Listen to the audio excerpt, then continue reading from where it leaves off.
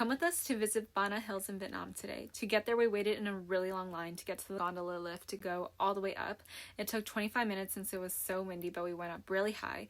Once we passed by a certain section in the mountains, it became really windy and really cold all of a sudden since it was so hot and humid earlier, like in the 90s. Once we got off, we made our way to a Pop Mart shop and saw a walking stick bug struggling against the wind. And when we went in the store, it was very interesting and the interior was really nice. The stairs actually look so magical.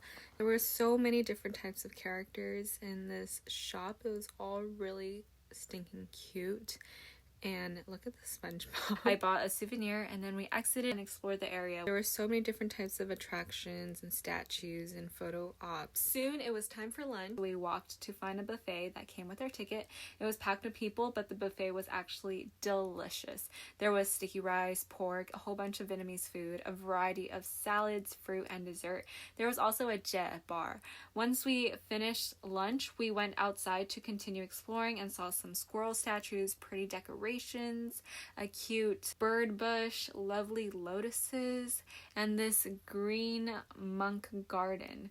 The view was amazing. There were pagodas and actually shrines where you can pray inside, which I thought was really cool and like I've never seen anything like it. There's also construction, which confused me because we were so high up in the mountains, just wondering how they got all this stuff up here. Then we went back down and then decided to walk to the cable cars to go all the way to the Golden Bridge with the Buddha hands holding the bridge. It was packed, but we saw all the cable cars that went all the way down to where we came from, which was crazy and stretched out for miles.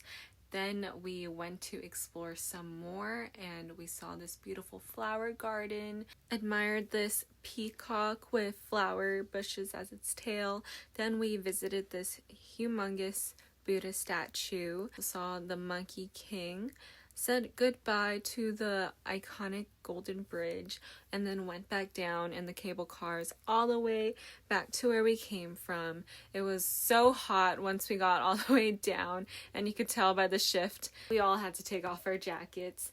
And then our driver for the day brought us to Da Nang, the city, and we saw this really big pagoda and Guan Yin statue and watched the sunset by the water. And then he told us a story about this Guan Yin statue where there was a lot of storms going on, and then they built this statue to protect them and have not gone in a storm since. Our last stop for the day was to visit the Dragon Bridge, and we got avocado smoothies to end the night.